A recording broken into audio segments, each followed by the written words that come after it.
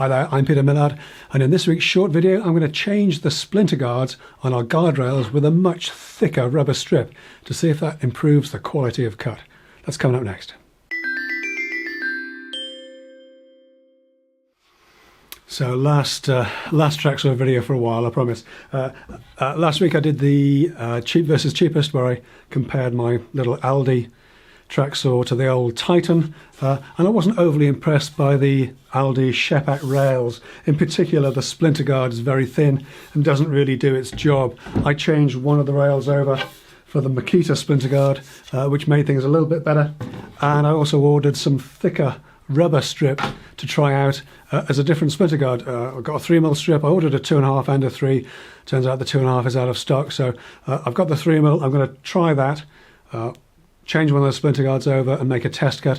I'm going to have to do this in sort of stages, whereby I'll make a couple of, I've only got 2 rails, so I'll make a couple of cuts with the rails as they are now, the original, then the Makita, and then I'll change one of them for this thicker strip and make another test cut, and we'll see if it makes any real difference to the actual quality of the cut in that birch ply. Okay, so I've got the standard sort of setup here. Typical piece of 12mm birch ply. We're going to do a cross cut on that. Standard cross cut jig with a spoiler board underneath. I'm going to do a single cut with the original. This is the original Aldi saw and the original supplied blade. Single cross cut with the original splinter guard, then with the Makita splinter guard. Okay, so quick change. I'm going to pull the original splinter guard off this guardrail, take the tape off, clean it up with some alcohol, and stick the new one down with some double-sided again.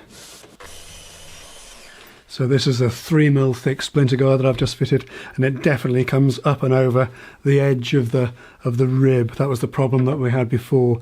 The splinter guard wasn't quite reaching into up and above these little ribs, these little ridges on the underside of the guardrail. It's definitely doing that. So let's see how it cuts.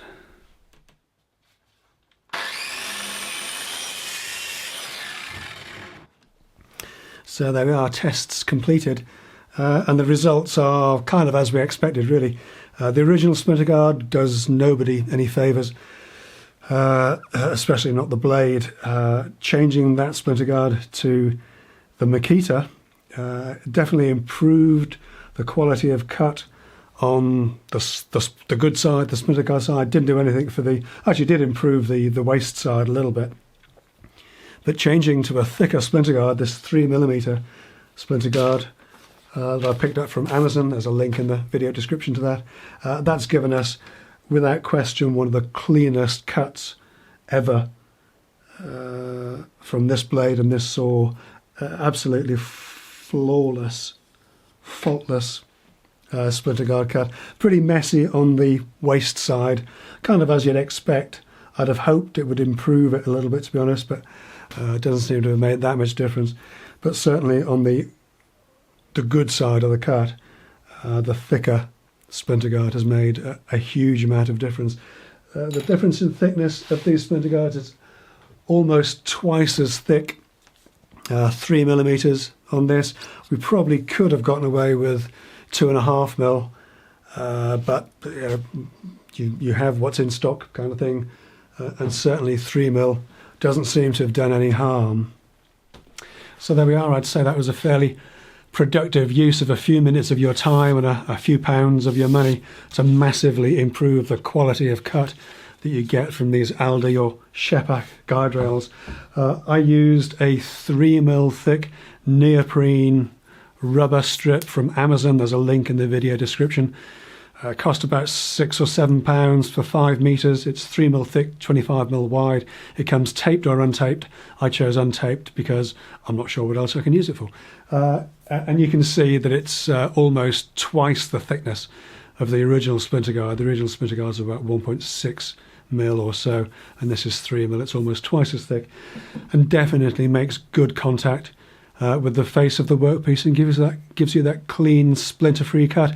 I was slightly disappointed that it didn't do more for the waist side, and at the risk of stating the obvious here, if you do want a really clean waist side cut as well, in our little cross-cut jig here, I've been using a spoiler board underneath the workpiece.